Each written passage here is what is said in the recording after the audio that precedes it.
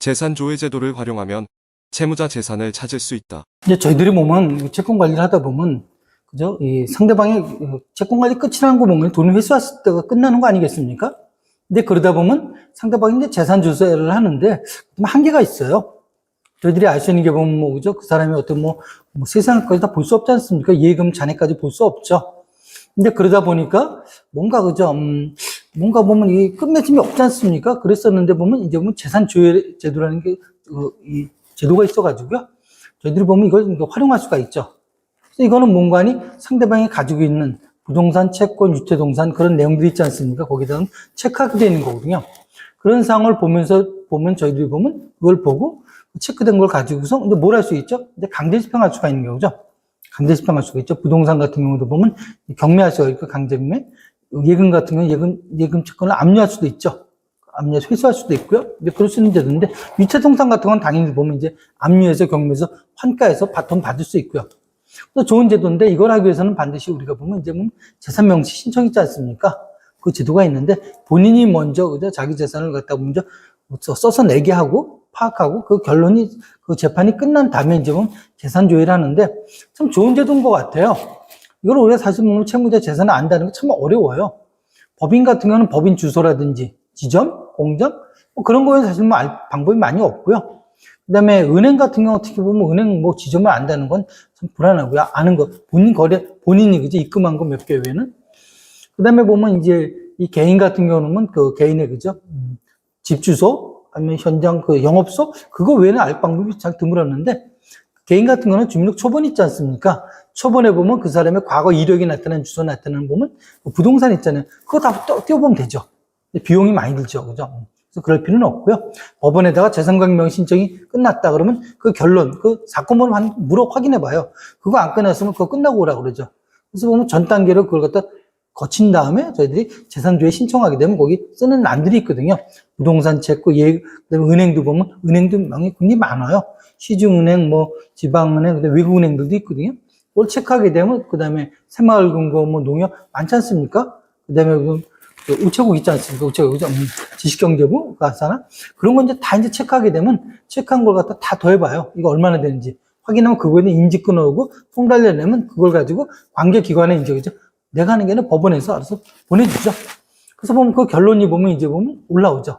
결론이 나오지 않습니까? 그 결론이 나면 그걸 보면 여러분들은 보면 사건 번호를 보면서 나의 사건 검색에서 그걸 보면서 그 결론이 보면 내가 몇 개 신청한지는 알잖아요. 그죠? 그 신청한 결과에 있으면 있다 없다 다 나오죠.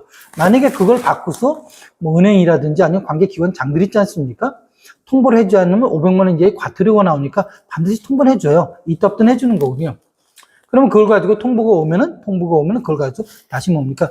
이제 교부를 받죠. 사본을 교부받고 거기에 보면 있다 없다가 나오지 않습니까? 부동산도 표시가 될 거고요. 그럼 거기에 대한 부동산 등기사항 전부증명서 확인해서 지금 우리 뭐 갖고 있죠?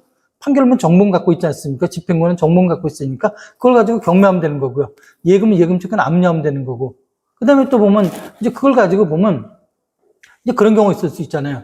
혹시 봤는데 보니까 그 당시에 이 사람이 보니까 예금 같은 거 재산 명시 신청할 때 보면 자기 예금도 없다고 그랬었는데 나중에 재산 조사하니까 예를 들어서 무슨 은행에서 500만 원의 예금이 나왔다. 그럼 어떻게 하셔야 되는 거죠? 지금 우리 판결은 원본이 있으니까 집행권을 빨리 그저 채권 압류해서 예금 압류해서 받아가셔야 되는 거죠. 받아가는 건 받아가는 거. 그다음에 뭐가 문제가 되는 거니?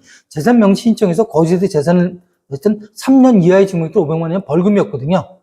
이 사람이 그런 스트레스를 알면서도 이런 행위를 했다는 거죠. 그럼 뭘 해주는 거죠? 응문의 대가를 지게 해야 되는 거죠. 그게 뭔가 하니? 이때 그죠? 이제 고소가 나오는 거예요. 그죠? 재산이 나왔지 않습니까? 이게 부동산일 수도 있고 예금일 수도 있고 나왔잖아요. 그럼 그거에 대한 고소가 이루어지면 당사자를 불러드리겠죠. 불러들여서 뭐 하겠습니까? 확인하겠죠. 내가 확인하는 게 아니라 고소기관, 수사기관에서 하는 거죠. 그 은행에 확인해봐서 그런 걸 물어보겠죠. 쟁점이 그거 아니겠습니까? 이 예금이 언제 들어왔냐, 그죠? 그러니까 재산명시 신청하기 이후에 들어와 있다 그러면 무혐의가 되는 거죠, 그죠? 그 사람 죄 없지 않습니까? 그것까지는? 여러분한테는 어디다 무고죄를 거른다? 그렇게 해주진 않지, 안 해주더라고요. 그냥 끝나버리더라고요. 근데 만약에 그 이전에 돈이 예금이 됐다든지, 재산명시 신청 이전에 됐는데 그걸 갖다가 없다고 했다든지, 부동산이 있었는데 표기를 안 했다든지, 그럼 그때는 이제 처벌을 받는 경우죠.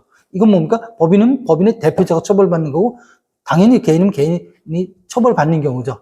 그래서 보면은 이런 경우죠. 많은 부동산 같은 것도 우리가 알 수 있는 거 저 지방의 땅 알 수가 없잖아요. 그죠? 근데 이런 거 보면 그 사람 법인으로 되어 있든지, 물론 이게 판결문화가 인치가 된다는 거, 그건 기본이고요. 그럴 경우 같은 경우는 우리가 보면 개인이다 하면 그 주민등록번호에 나타난 그런 이제 땅이 있다, 부동산이 있다. 그럼 뭔가 다 통보가 되는 경우죠.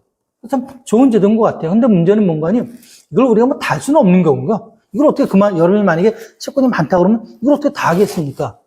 그쵸? 돈도 못 받는, 회수도 못 하는데 이것까지 하려면 비용 더 들어가잖아요. 근데 보면 아마 그럴 것 같아요. 여기 뭐 관리를 하신다든지 하면 이런 부실 채권 있잖아요. 그건 보면은 아마 여러분이 보시면 나름대로 판단하는 게 있을 것 같아요. 이 정도는 한번 내가 한번 정말 이건 한번 알고 싶다. 그런 건 한번 해보세요. 한번 해보시면 보면 좋은 그죠? 결과가 나와 있을 거고, 결과라는 게 뭔가 아니 채권 회수하는 경우고요. 또 하나는 뭔가 아니 그런 경우도 있을 수 있어요. 부수적 효과라고 그래가지고 보면 혹시 보면 다른 거래선들도 있을 거예요. 정상적인 거래선도 있을 수 있잖아요. 그죠? 이런 거래선에 대해서도 뭡니까? 하나의 뭡니까? 경고성 메시지도 될 수가 있는 경우죠.